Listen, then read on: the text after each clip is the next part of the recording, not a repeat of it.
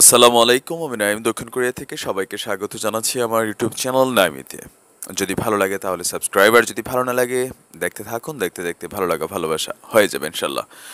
দর্শক, একটা latest updating আপনাদের জন্য মেজর সিনহা হত্যাকাণ্ডের নানান তদন্তের একটা ধারাবাহিকতায়। আপনারা জানেন যে গত পরশুদিন ইলিয়াস কোবরা সহ এসপি মাসুদ সহ যাদেরকে পুলিশ এখনও গ্রেফতার বা রিমান্ডে নেয়নি, বাট এরকম 8 জনের ব্যাংক অ্যাকাউন্ট ফ্রিজিং করা হয়েছে। আর সেটা আপনার বাংলাদেশের যেই অর্থনৈতিক যে গোয়েন্দা ডিপার্টমেন্ট আছে তাদের নির্দেশে এটা করা হয়েছে। এখন কেন?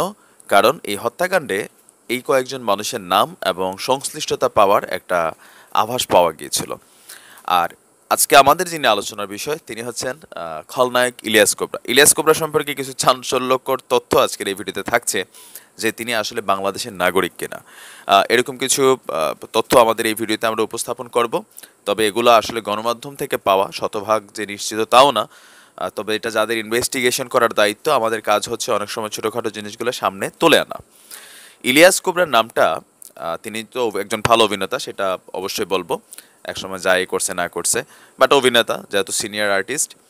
কিন্তু হঠাৎ করে ইলিয়াস কোবরার নামটা সাংবাদিক সাইদুর রহমান নামক বাংলাদেশ প্রতিদিনের যে সংবাদপত্র আছে সেইখানের একজন সিনিয়র সাংবাদিক, তিনি হঠাৎ করে একটা প্রচ্ছদ ছাপিয়েছিলেন বা একটা রিপোর্ট করেছিলেন। এমনকি তার ফেসবুক পেজেও এই খবরটা তিনি দিয়েছিলেন যে এসপি মাসুদের নিশ্ছিদ্র পরিকল্পনায় হত্যা করা হয় মেজর সিনহাকে। সাংবাদিক রিমনের করা যে রিপোর্টটা ছিল সেখানে যেভাবে তিনি এসপি মাসুদ ইলিয়াস কোবরাকে উপস্থাপন করেছেন, তার তথ্যগুলো সূত্রগুলো তিনি যদিও উল্লেখ না করেছেন, বাট এরপরে বিষয়টা নিয়ে গণমাধ্যম সহ সবাই আলোচনা করে। আলোচনার এক প্রেক্ষিতে ইলিয়াস কোবরা গণমাধ্যমের মুখোমুখি হন, আর তিনি বিষয়টাকে অস্বীকার করেছেন। ইভেন তিনি আপনার গত 2-3 দিন আগে যখন তার ব্যাংক অ্যাকাউন্ট ফ্রিজিং করা হয়, তিনি একটা চ্যালেঞ্জ দিয়েছেন, যদি কেউ প্রমাণ করতে পারে যে মেজর সিনহাকে তিনি আগে থেকে চিনতেন অথবা সিনহা হত্যাকাণ্ডে তিনি জড়িত, তাহলে আইনের যে কোনো শাস্তি তিনি মেনে নেবেন। আর তার দাবি হচ্ছে যে মেজর সিনহাকে তিনি জীবনে দেখেনি নাই। তো এই সম্পর্কে বলার আগে আরেকটু, যে এই ইলিয়াস কোবরার পরিচয় নিয়ে, যে তিনি আসলে বাংলাদেশের নাগরিক না, ঠিক এমন ধরনের কিছু নিউজ এই মুহূর্তে বিভিন্ন পত্রিকায় আসছে, আমরা স্ক্রিনশটে দুইটা দিচ্ছি। তিনি মূলত আপনার মিয়ানমারের বাসিন্দা, এটা দাবি করা হচ্ছে। এই পত্রিকাগুলোর খবরে যে বিষয়টা আরও উঠে এসেছে যে স্বাধীনতার পরপর বা এর আগেকার সময় মিয়ানমার বা রাখাইন রাজ্য থেকে ইলিয়াস কোবরার যারা পূর্বপুরুষ আছেন বা তার যে বাপ চাচা আছেন তারা চলে আসছিলেন। আসার পরে তারা দীর্ঘদিন কক্সবাজার টেকনাফের এই বাহারছড়া এরিয়াতে তারা আসলে তাদের বসত ভিটা গড়ে তুলেছেন। আর কালের বিবর্তনে হারাই গেছে তারা যে মিয়ানমারের বাসিন্দা। এই কারণে রোহিঙ্গাদের প্রতি তার একটা আলাদা ভালোবাসার কথা বলা হয়েছে এই সংবাদগুলোতে। আর তাকে যেই আপনার মাদক নির্মূল কমিটির সভাপতি, আপনারা জানেন যে তিনি ওইখানে এটার সভাপতি হিসেবে দায়িত্ব পালন করছেন। গণমাধ্যমগুলোতে তিনি এটা বলেছেন যে তিনি কেন মাদকের সাথে কানেক্টেড হবেন। এখন আরেক কিছু সূত্রের দাবি হচ্ছে যে ওসি প্রদীপ দাস এই ইলিয়াস কোবরাকে মাদক নির্মূল কমিটির সভাপতি হতে সাহায্য করেছেন। আর ওসি প্রদীপ দাসের সাথে ইলিয়াস কোবরার সখ্যতার বিষয়টাও বিভিন্ন গণমাধ্যমে বা ব্যক্তিগত পর্যায়ে অনেকেই এটাকে আলোচনা নিয়ে এসেছেন। দর্শক, আপনারা জানেন যে ঘটনার দিন, মেজর সিনহা হত্যার ঘটনার দিন, কাকতালীয়ভাবে এই অভিনেতা ইলিয়াস কোবরার মোবাইল থেকে আপনার এসআই লিয়াকতের সাথে বেশ কয়েকটা ফোন আলাপ, তারপর হচ্ছে কয়েকটা মেসেজিং হয়েছিল। আর যার সূত্র ধরে এই মেজর সিনহা হত্যাকাণ্ডে ইলিয়াস কোবরার নামটা চলে এসেছিল সাইদুর রহমান রিমন সাহেব। তিনি যেইভাবে ওইখানে ঘটনা বর্ণনা করেছেন, এই একটা রিপোর্টে ঘটনা শেষ। সাইদুর রহমান রিমন সাহেবের করা একটা যে রিপোর্টটা হয়েছে, আমার মনে হয় যে এইখানেই মামলা শেষ করে র্যাব চলে আসতে পারে, যদি তার কাছে এই রিপোর্টটার সত্যতা থাকে বা এভিডেন্সগুলো থাকে। এভিডেন্স ছাড়া নিশ্চয়ই তিনি এই নিউজটা করেন নাই। যে বাগান বাড়ির কথা আপনার সেইখানে বলা হয়েছে, যে বাগান বাড়িতে মেজর সিনহা এবং সিফাত তারা দুইজন গিয়েছিল। আর বিকাল 4:30 থেকে রাত 8:30 পর্যন্ত নানানভাবে তিনি আপনার তাদেরকে ব্যস্ত রেখেছিলেন বাহারছড়ার সেই বাগান বাড়িতে। কিন্তু ইলিয়াস কোবরার দাবি হচ্ছে যে তার আসলে এই নামের কোনো বাগান বাড়িই নাই। আর যেই বাগান বাড়ির কথা বলা হয়েছে, এই টাইপের একটা বাগান বাড়ি আছে, বাট সেটা তার এলাকা থেকে অনেক দূরে। তো তাকে আসলে পরিকল্পিতভাবে ফাঁসানো হচ্ছে। কিন্তু এই ঘটনার আরেকজন উইটনেস, যিনি অবশ্য আপাতত মামলা করতে দৌড়াদৌড়ি শুরু করছেন, সিফাত সাহেব। শিপ্রা বদনাম হয়েছে, সিফাত কিন্তু সাথে সাথে সব কাজে আছে। হ্যাঁ, বড় উচ্চ মাপের, কিন্তু সেও শিপ্রার মতন কি বলা হয় যেগুলা কোয়ালিটি লেস পোলাপাইনি আমি বলবো। কিন্তু সে কিন্তু মেজর সিনহা সাহেবের সাথে হত্যাকাণ্ডের নির্দিষ্ট ছিল একদম পুরা ঘটনার সাথে, তাই না?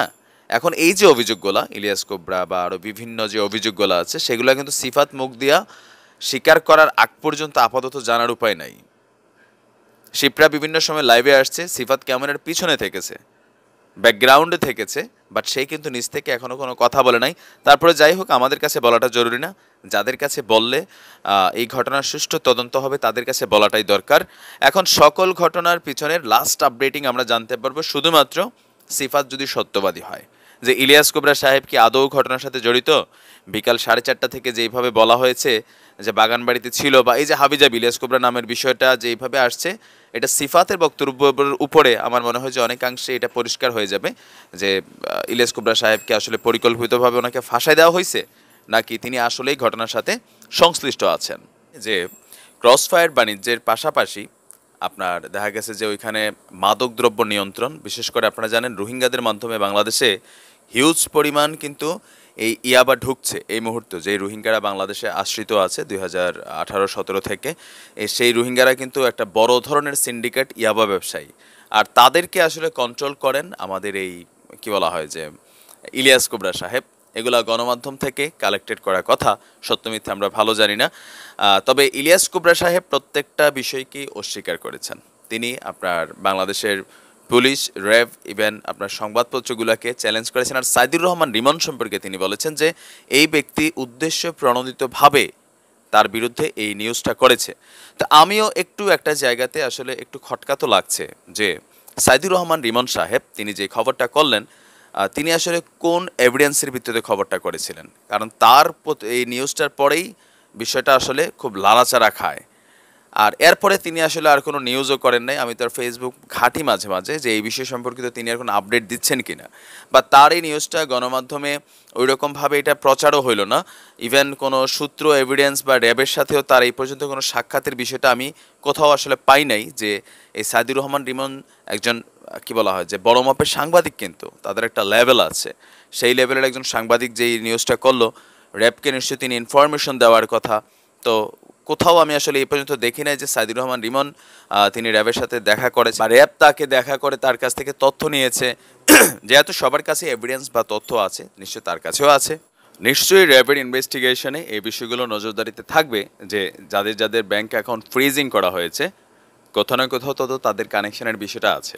তো যাই হোক, বাকি তথ্যগুলো আমরা নিশ্চয়ই র্যাবের ইনভেস্টিগেশনের পরে র্যাবের মাধ্যমে আমরা গণমাধ্যম থেকে জানবো বা ব্রিফ করে জানবো। যদি ইলিয়াস কোবরা দোষী হয় তার প্রকৃত সাজা হোক। তার আদি পরিচয় আসলে মিয়ানমার, রোহিঙ্গা, রাখাইন, এগুলো আপাতত এই মুহূর্তে আমাদের জন্য ফ্যাক্ট না, এটা আমার ব্যক্তিগত মতামত। তার অভিনয়কে আমরা ভালোবেসেছি, যদিও কিছুটা ভালগার টাইপের অভিনয় করতেন, তারপরেও একসময় তারা আসলে আমাদেরকে বিনোদন দিয়েছে, চলচ্চিত্র জগৎকে সমৃদ্ধ করেছে। যদি দোষী হয় তার অবশ্যই শাস্তি হোক, আর যদি নির্দোষী হয় সেটাও যেন প্রমাণিত হয়। আর ওই সাংবাদিক যদি তিনি নির্দোষ প্রমাণিত হন, তাহলে সাংবাদিক সাইদুর রহমান রিমনকে আসলে মাফ চাইতে হবে। কারণ তিনি একটা নিউজ করার পরে একটা মানুষের কিন্তু আকাশ পাতাল মান সম্মানের এদিক সেদিক হয়ে গেছে। তো ভালো থাকুন, সুস্থ থাকুন। আসসালামু আলাইকুম রহমতুল্লাহ।